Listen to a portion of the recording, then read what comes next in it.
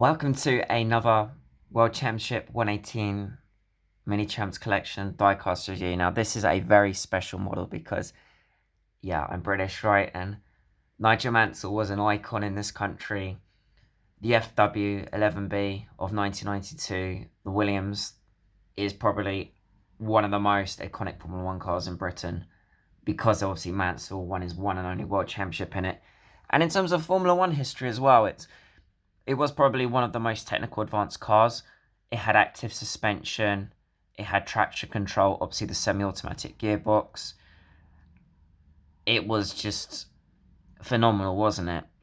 And it's a bit of a shame that the season was dominated and Senna can challenge in the McLaren and the Benetton wasn't there. But basically, I think it's more credit to Mansell that he absolutely loved the active ride. And it really suited his driving style of being committed in fast corners and having a good feel for the car. So Mansell loved the active suspension. I know Patrese didn't like it, and Patrese was just nowhere.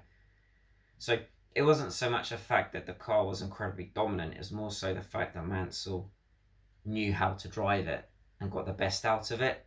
So a lot of credit should go to Mansell in 92 that, yes, he did run away the championship, a bit like Verstappen did in 23, but a lot of credit should go to Mansell that he got the best out of the car because, let's face it, Prost in 93, in a more faster version of this car, just couldn't get on with the active suspension. So I think Mansell is a bit underrated as a driver, and of course he wasn't quite in Senna or Prost level or Schumacher's level, but nevertheless I think he is overlooked and underrated as a driver, and his performance in 92 was outstanding in the active car. Anyway, to tell you a bit about this model, because I was only 3 at the time when he won the championship. I did not watch it live, of course. It's a cool model from Minichamps. It's very similar to the 91 model they made. So it has the removable cowling. The blue is more accurate, but I understand the yellow is a bit off, whereas the Exotto model was in reverse, where the blue is probably a bit too light, but the yellow is more accurate than the Exotto model. I'm very excited because I have the Exotto model arriving in a couple of weeks. I bought it off a really nice guy off Facebook in America, off a model group, and he's shipped that to me, so I cannot wait. I'm ecstatic to have the Exotto version of this model. Now, Quartzo did this model as well. It has removable cowling as well. I don't really care for Quartzo. I'm a Minichamps man. I'm a big fan of Minichamps, as I'm sure you know if you've seen a couple of my videos now. The Minichamps model is not perfect. As I said, the yellow is a bit off, and the cowling doesn't fit amazingly. But nonetheless, they did a nice job. Now this model is quite expensive if you want to get it. They've just re-released it actually with a new clamshell box, as Minichamps seem to do. They release all their models with the new clamshell boxes now, and it's very expensive. But it does have good detail. The active ride there. I've obviously applied the Camel decals. You've got some carbon fibre effect underneath, which is quite cool. Reasonably good engine detail. The ECU there as well. There is no airbox though, so I don't know if that's missing, but I don't think actually came with an airbox from my memory. So I think that's something missing from Minichamps, that there's no air filter kind of ram air intake box that should go there above the trumpets, obviously. But hey, that's just a minor. Don't really care about that, do you, really?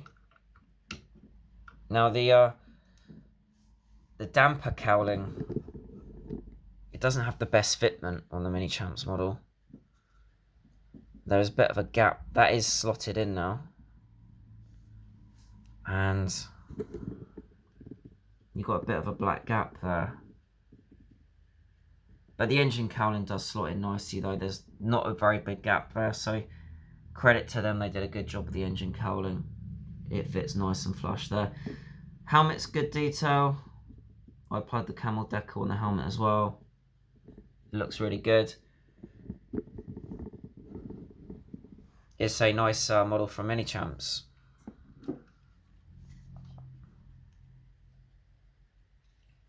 Now, I do think that Exotto, they've done the best version of this model from what I understand. Oh, there's a couple of marks there. Need polishing out. Never knew they were there. GP Replicas have just released this model again, a second time with a driver figure now, British GP version. So yeah, GP Replicas have released it now, and there's going to be a lot of people buying the GP Replicas model. I mean, do you have to? Quattro have done it, Minichamps have done it, Onyx have done it, Exotto have done it. Who else has done this model? Everyone, you know? And it's already been done well. This is a good version for Minichamps. Good for a collection. Affordable. If you want to pay double the price, you can get the Exotto version, which I have. Now, people are going to buy the GP Replicas version. Fair enough. I don't think you have to. But, hey. Each to their own, of course.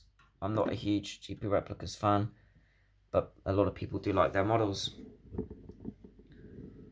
Anyway, thank you for watching this video. It's a really cool model to show you. I personally really enjoyed doing this video. It's a very fun Formula 1 car. And it's one of the most iconic Formula 1 cars of all time. And obviously, Nigel Mansel won his only championship, winning 9 races, which was a record at the time. Anyway, thank you for watching this video. And yeah, enjoy the next video. Thank you.